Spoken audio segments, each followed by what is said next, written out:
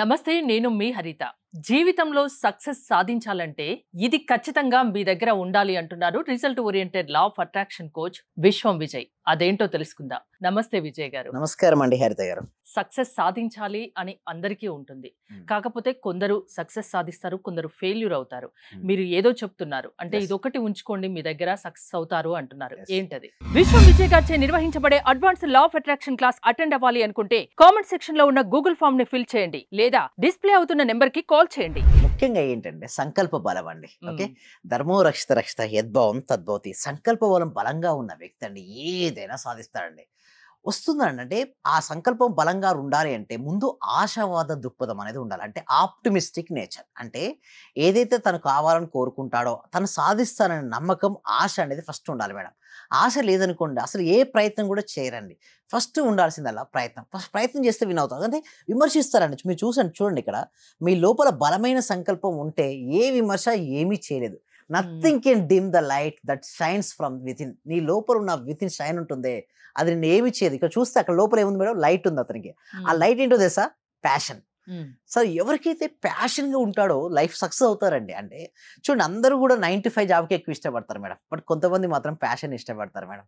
ఆ ప్యాషన్ ఉన్న వ్యక్తి మాత్రం డెఫినెట్ ఒకవేళ ఈ రోజు కాకపోవచ్చు మేడం, బట్ ఏదో ఒక రోజున తన ప్యాషన్ తనకి ఏంటంటే అన్నీ తీసుకొస్తుంది. అంటే నేమ్, ఫేమ్, మనీ, ఎవ్రీథింగ్ వస్తుంది మేడం. ఒక ఫోటోగ్రాఫర్ ఉన్నాడు మేడం. ఓకే, ఎక్సలెంట్గా చేస్తాడు మేడం. ఒక వీడియో కావచ్చు, లేకపోతే ఫోటోగ్రఫీ కావచ్చు, అతను ప్యాషన్గా చేస్తున్నాడు మేడం.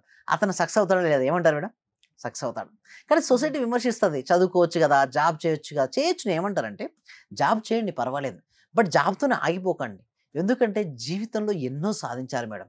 అయితే ఆ సాధించే క్రమంలో రకరకాల ఎదురవుతుంటాయి. ఎందుకు డ్రాప్ అవుట్ అవుతారంటే రెస్పాన్సిబిలిటీస్. చిన్నతనంలోనే చాలా ఎక్కువ రెస్పాన్సిబిలిటీ. మ్యారేజ్ అయిపోయింది, పిల్లల్ని పోషించాలి. ఓకే, వైఫ్తో పాటు ఉండాలి. ఒక బాండ్, ఒక లేయర్ అనేది ఏర్పడుతుంది. ఆ లేయర్ ఏర్పడడం వల్ల వారు బయటికి రాలేరు. అంటే ఒక జోన్ ఏర్పడుతుంది మేడం. ఆ జోన్ నుంచి వారు బయటపడనంత వరకు వారి జీవితంలో సక్సెస్ రాదు.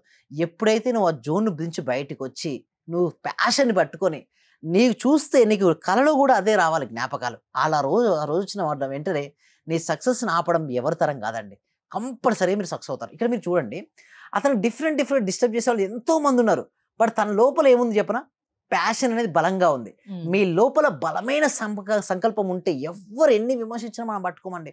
బట్ సంకల్పం బలహీనంగా ఉందని ఎవరేమని విమర్శించినా పట్టించుకుంటా. నన్ను ఎందుకు అన్నాడు, నన్ను ఈ మాట అంటారా, నన్ను ఇప్పటిదాకా మంచిగా ఉన్నాడు కదా, ఎందుకు ఇన్ని అడిగిన. సో ఇలాంటి అన్ని వచ్చేస్తుంటాయి. సెన్సిటివ్ గా ఉంటారు. రియల్లీ మేడం, నిజంగా నేను కూడా చాలా సెన్సిటివ్ ఉంటాను యాక్చువల్గా.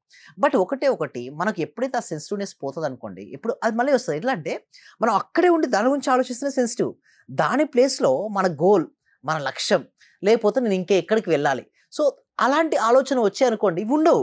లేదనుకోండి అవే ఆలోచన వస్తాయి. అంటే అందుకోసం ఎప్పుడు ఎంటీ కూర్చోద్దు మేడం. అంటే ఒకవేళ ఎంటీ కూర్చున్న వ్యక్తి 2 విధాలుగా ఆలోచిస్తారు మేడం. ఒకటి గతం, లేదా 2 భవిష్యత్తు. అంటే మన గతం గురించి ఎవరు ఏమన్నా అలా విని ఊరుకోమంటారా? అయితే అలా విని ఊరుకుంటే చేతగాని వాళ్ళలాగా చూస్తారుగా. అందుకోసమే ఏమంటే సిద్ధ ప్రజ్ఞాశాలు పట్టించుకోదు. అంటే మీరు ఇక్కడ పట్టించుకోకుంటే ఇంకా వాళ్ళు చేతగాని వాళ్ళలా చూస్తారు. అయితే మీకు చిన్న ఎగ్జాంపుల్ చెప్తాను. ఓకే, కప్పు ఉంది అక్కడ, ఒక కప్పు ఉంది. రన్నింగ్ కాంపిటీషన్ స్టార్ట్ అయింది. ఆ కప్పును ఎవరైతే రన్నింగ్ లో గెలుస్తారో వారు ఆ కప్పును అందుకుంటారు. రన్నింగ్ మొదలు పెట్టారు. వాళ్ళకు కూడా తెలుసు మీ సమర్థత, కానీ వాళ్ళు ఏం చేస్తున్నారంటే వీనికి రన్నింగ్ రాదు, వీనికి చేత కాదు, వీడు ఉడకడమే రాదన్నారు. ఓకే, నన్ను ఇంత మాట అంటారా అనేసి ఆగి కనుక వాళ్ళు విమర్శించారనుకోండి, అక్కడ వాళ్ళు లూజ్ అయినట్టే కదండి. విమర్శించే వాళ్ళకి ఏంటి సమాధానం చెప్పనండి? మన సక్సెస్, గెలిపే సమాధానం. అంతేగాని మనం వీరు చేతగా అనుకోండి, వీరు అనుకుంటున్నారని మనం అనుకుంటే మన సక్సెస్ అయిపోద్ది. అక్కడ మనం అనుకోవాల్సిన అవసరం లేదు. మనం సక్సెస్ సాధించామనుకోండి హరిత గారు, ఆ సక్సెస్ చూస్తే వీళ్ళే మీ గురించి మీరు తెలుసు. సో మీ సక్సెస్ మీ గురించి మీకు తెలుసు. వేరే వాళ్ళు ఎవరో ఏదో అన్నారన్న సంగతి మీరు పట్టించుకోవాల్సిన అవసరం లేదు. మీరు ఎక్సలెంట్ యాంకర్ అని మీకు తెలుసు, ఎవరో ఏదో అన్నారని పట్టించుకోవాల్సిన అవసరం లేదు.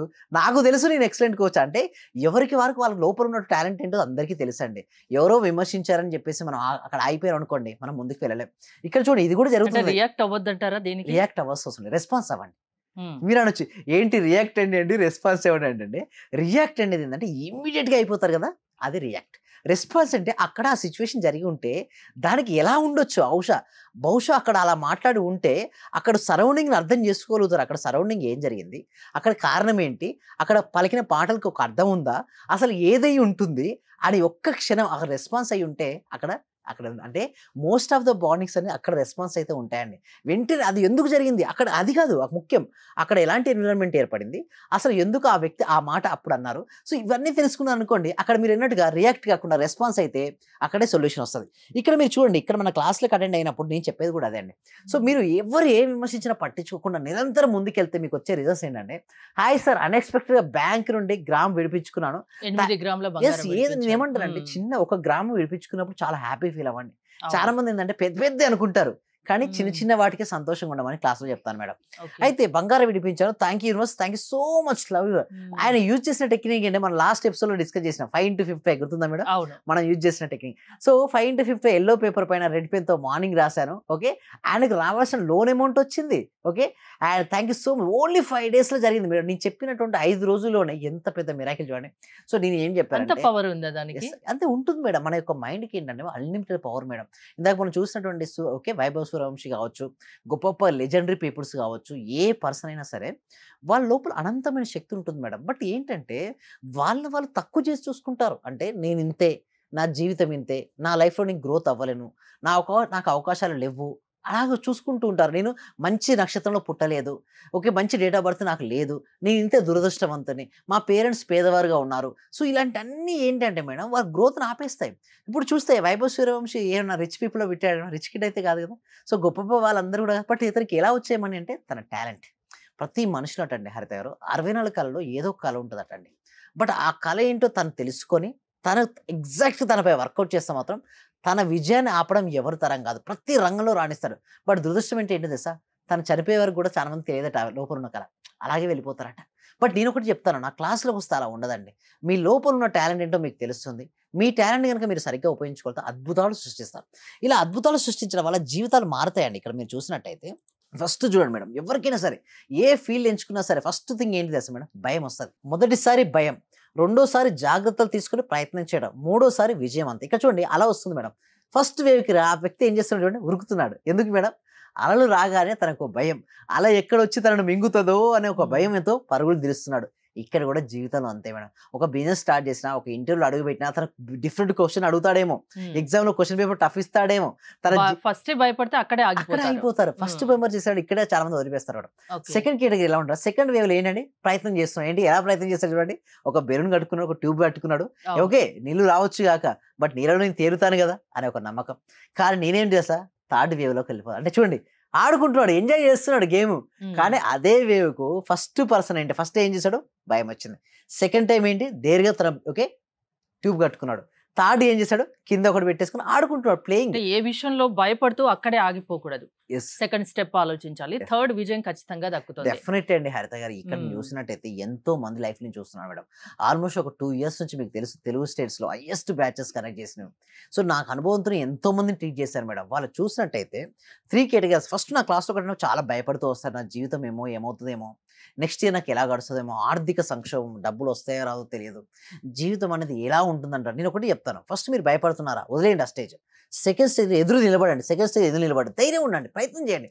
ఓకే మీరు దాంతో ఆడుకోవచ్చు, బట్ ప్రయత్నం చేయండి. థర్డ్ స్టేజ్ చూడండి, అతనే అలలపై ఆడుకుంటూ వెళ్ళొచ్చు. అంటే జీవితం అనేది ఒక ఆట. బాగుంది మీ example. Thank you so much madam. జీవితం అనేది ఒక ఆట లాంటిది మేడం. మనకు ఆట ఎలా ఆడాలో తెలిస్తే అది ఆనందం. జీవితం అనే ఆటలు కనుక మనకు ఎలా ఆడాలో తెలియకపోతే అదే ఒక భయం. ఇక్కడ భయము లేదా ఆనందం దేనిపై ఆడబడింది, నీకు ఎలా ఆట ఆడాలో తెలిస్తేనే. అందుకోసం coach I'm here to help you. అంటే ఇక్కడ నేను కోచ్ ఉన్నాను, జీవితం అనే ఆటలో ఎలా గెలుపొందాలో చెప్పడానికి నేనున్నాను. బట్ రావడానికి ఎంతమంది సిద్ధంగా ఉన్నారు? ఎస్, వాళ్ళు సిద్ధంగా ఉంటే మాత్రం నేను హెల్ప్ చేయడానికి ఖచ్చితంగా సక్సెస్ సాధించే విధంగా మీరు వాళ్ళని తయారు చేయగలరా? 100% మేడం. 99 కూడా కాదు. నా సక్సెస్ రేట్ కూడా మీకు తెలిసే ఉంటుంది. మోస్ట్ అంటే ఇక్కడ వచ్చేయండి మేడం, ఒకటే వస్తూ ఉంటారు, బట్ నేను చెప్పింది అయితే ఎవరైతే ఇంప్లిమెంటేషన్ చేస్తారో 100% రిజల్ట్స్ రావాలి మేడం. ఎందుకంటే ఇది ఒక విశ్వధర్మం, ప్రాణశక్తి ఉన్నటువంటి విత్తనం, డెఫినెట్గా అది ఫ్రూట్ అయి తీరు ఉండాలి. సో ఆ విధంగానే ట్రైనింగ్ ఉంటుంది మాది. సో ఎలా అండి ప్రాసెస్ ఏంటి, ఎప్పుడు న్యూ బ్యాచెస్ స్టార్ట్ అవుతాయి, ఎవరు అటెండ్ కావచ్చు? ఎస్, May 12కి స్టార్ట్ అవుతుందండి. ఏనండి May 12కి స్టార్ట్ అవుతుంది. దీనికి ఎన్రోల్ చేసుకోవాలంటే డిస్ప్లే అవుతున్న నెంబర్కి కాల్ చేయొచ్చు, లేదా గూగుల్ ఫామ్ ఉంది కామెంట్ సెక్షన్ డిస్క్రిప్షన్లో, మీరు ఫిల్అప్ చేయడం ద్వారా కూడా మా టీం మెంబర్స్ మేము టచ్లో ఉంటాం. సక్సెస్ ప్రతి ఒక్కరికి సాధ్యమే, లా ఆఫ్ అట్రాక్షన్ నమ్మితే. ఎస్ మేడం, సక్సెస్ అనేది సాధ్యపడుతుంది. థ్యాంక్ యూ విజయ్ గారు. విశ్వం విజయ్ గారి online classes, result oriented online classes మీరు అటెండ్ అవ్వాలి అనుకుంటే స్క్రీన్ పై స్క్రోల్ అవుతున్న నెంబర్స్ కాల్ చేసి కాంటాక్ట్ అవ్వండి. చూస్తూనే ఉండండి Suman TV. Thank you so much. Survey జన సుఖినో భవంతు, సమస్త లోక సుఖినో భవంతు. Thank you. మీ చెప్పండి. దగ్గరకు వచ్చిన తర్వాత నేను చాలా హ్యాపీగా ఉన్నాను సార్. ప్రతిరోజు మీ క్లాస్ వింటే చాలు అనుకున్నాను సార్. నేను నాకు రిజల్ట్ కంటే కూడా క్లాస్ వింటే చాలు, చాలా హ్యాపీ సార్. అసలు ఇంత మంచి గురువు గారు దొరికినందుకు ప్రత్యేకంగా అభినందనలు సార్, కృతజ్ఞతలు సార్. సార్ నేను చాలా హ్యాపీగా ఉన్నా సార్. మా కోడలికి జాబ్ వచ్చింది సార్. 4 years నుండి వెయిట్ చేస్తున్నాం సార్ మేము.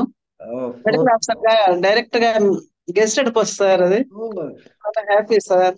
అలాగే సార్ నా ఆర్థిక బిల్లులు కూడా చాలా వరకు క్లియర్ అయినాయి సార్. నాకు బ్లాక్ పేపర్ ప్రతి సండే ప్రతి అమావాస్య చేస్తున్నాను సార్. నేను రెగ్యులర్ గా చేస్తున్నాను సార్. నేను చాలా హ్యాపీగా ఉన్నాను సార్. మీ క్లాస్ నేను కంటిన్యూ చేస్తాను సార్. నేను ప్రతి క్షణము ప్రతి రోజు ఎప్పుడు హ్యాపీగానే ఉంటున్నాను సార్. అలాగే మా ఫ్యామిలీ మెంబర్స్ అందరు నేను హ్యాపీగా ఉంచుతున్నాను సార్. వాడు ఏం మాట్లాడినా నెగిటివ్ ఏం మాట్లాడకుండా చేస్తున్నాను సార్. పాజిటివ్ మాట్లాడటానికి నేను వాళ్ళకు చెప్తున్నాను సార్. ఇలా మాట్లాడాలి, ఇలా ఉండాలి, మా సార్ చెప్పారు, ఇలా చెప్పారు, ఇలా అని ప్రతిసారి నేను మిమ్మల్ని గుర్తు చేసుకుంటూ ఉంటాను సార్. నేను మిమ్మల్ని